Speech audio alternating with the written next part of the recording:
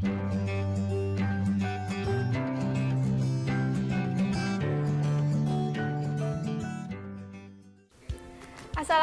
warahmatullahi wabarakatuh. Saya Age Hoirunisa. Kali ini kita akan belajar bahasa Indonesia untuk SD atau sederajat pada modul tema ke-9. Nah, itu tentang iklan menarik produk laris. Nah, pada judulnya sudah kita bisa ketahui ya bahwa pada kali ini kita akan membahas tentang iklan. Nah, apa itu iklan? Iklan dapat diartikan sebagai pemberitahuan yang bertujuan mendorong atau membujuk khalayak untuk membeli barang atau jasa yang diberitahukan tersebut. Nah, pada umumnya iklan disampaikan melalui media massa ya, seperti televisi, radio, surat kabar, internet, atau media-media yang lainnya. Nah, ciri-ciri iklan yang pertama itu informatif atau mengandung informasi-informasi yang penting yang disampaikan dari si pembuat iklan kepada khalayak ramai.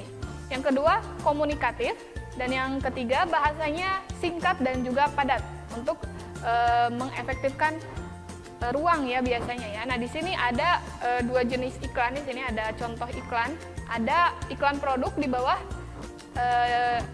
suatu produk keju ya. Nah, ini singkat, padat dan jelas dan menarik ya, warnanya bagus. Kemudian yang di sampingnya itu ada iklan layanan masyarakat. Ayo berkunjung ke perpustakaan. Nah, itu dua contoh iklan. Selanjutnya, nah tujuan iklan itu seperti apa? Nah, tujuannya adalah yang pertama memberikan informasi terhadap suatu produk, baik itu barang, jasa ataupun kegiatan. Ya, yang kedua upaya untuk menimbulkan cita rasa suka dari pembaca iklan terhadap produk yang diiklankan tadi. Kemudian yang ketiga, meyakinkan masyarakat atau penerima iklan tentang kebenaran suatu produk. Dan yang terakhir, membuat atau mempermudah konsumen mengetahui spesifikasi suatu produk, baik itu harga, fungsi, manfaat, dan yang lainnya. Nah, berdasarkan isinya, iklan dibagi menjadi 3 jenis ya di sini. Di sini ada yang pertama adalah iklan pemberitahuan. Nah, berarti memberitahukan khalayak mengenai suatu hal, baik itu yang berupa peristiwa, keadaan, atau hal-hal lainnya. Nah, di sini ada contohnya poster yang menunjukkan iklan Pesta Buku Jakarta 2011.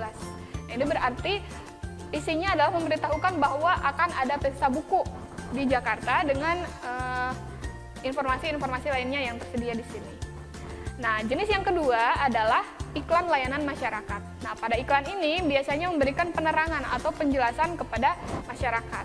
Contohnya di sini adalah himbauan untuk menggunakan masker, ya, jika batuk atau tutup mulut dengan lengan atas bagian dalam. Nah, ini merupakan himbauan dari pemerintah untuk menjaga kesehatan ya, untuk tidak menebarkan virus-virus kepada orang lain. Nah, ini iklan layanan masyarakat. Dan yang terakhir adalah iklan penawaran. Nah, biasanya menawarkan produk atau jasa. Iklan penawaran jasa juga disebut sebagai iklan niaga. Di sini contohnya adalah iklan produk minuman lidah buaya ya. Nah, lebih sehat, lebih nikmat. Nah, itu contoh-contoh iklan dan juga jenisnya. Nah, selanjutnya, apa saja unsur pembentuk iklan? Nah, yang pertama adalah sumber. Ya, jadi sumber yang membuat iklan itu pemasang iklannya, kemudian yang berinisiatif, yang menyandang dananya seperti apa. Nah, itu adalah sumber iklan. Kemudian yang kedua, unsur pembentuk iklan adalah pesannya atau informasi yang ingin disampaikan melalui iklan tersebut. Kemudian yang ketiga, media yang digunakan untuk menyampaikannya. Nah, biasanya berupa media cetak ataupun elektronik dan juga sarana-sarana yang lainnya. Selanjutnya, unsurnya adalah penerima.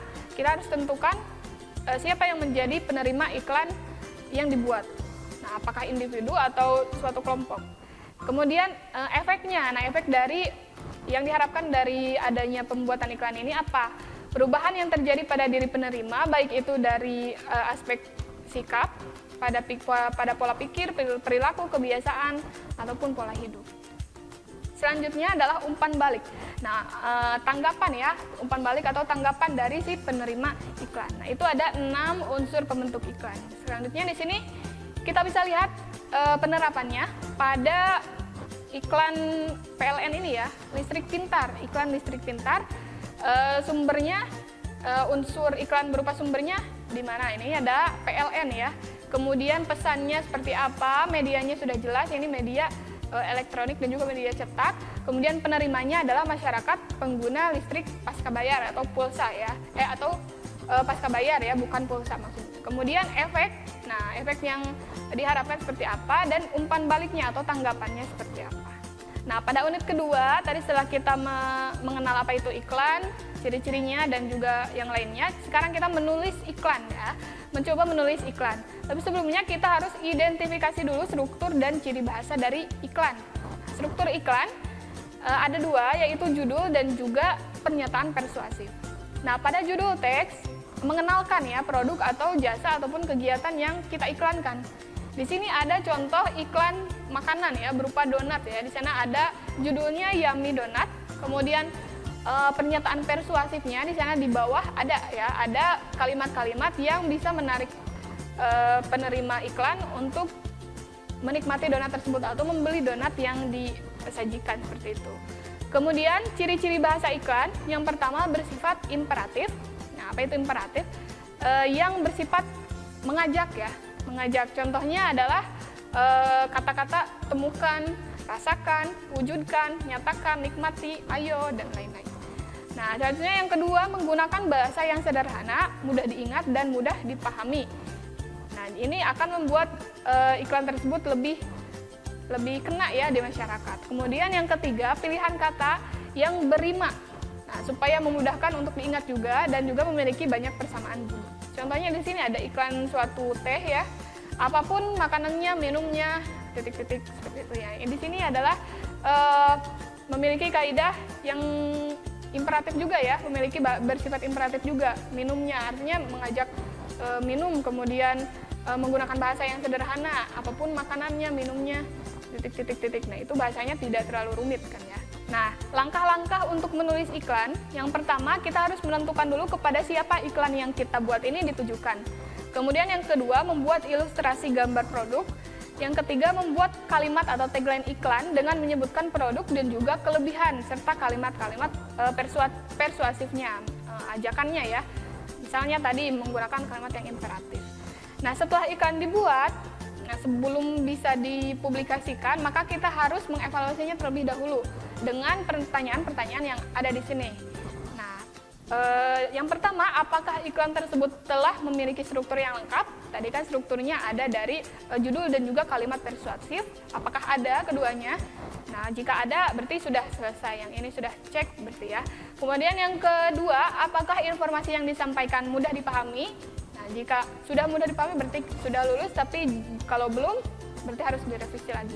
Kemudian apakah kata-katanya ringkas dan bisa membuat pembaca ingin membeli produk tersebut? Ini bisa dievaluasi lagi. Kemudian apakah ilustrasinya menarik? Misal pemilihan warnanya, pemilihan objek-objeknya, apakah menarik atau tidak? Dan selanjutnya yang terakhir adalah apakah iklan itu sudah sesuai dengan produk yang dijual serta sesuai pula dengan khalayak dan sasarannya? Nah, itu merupakan pertanyaan-pertanyaan yang bisa diajukan sebelum iklan dipublikasikan secara luas. Nah, itu saja untuk bahasan iklan pada modul kali ini. Terima kasih. Wassalamualaikum warahmatullahi wabarakatuh. Kunjungi sosial media lainnya seperti website kami di pkbmalfata.com, Facebook PKB Malfata Mananjaya, Instagram PKB Malfata _official. Dan terima kasih telah klik video ini. Jangan lupa like, comment, share, and subscribe untuk menunjukkan dukungan kamu terhadap channel ini. Enjoy the video, PKB Malfata.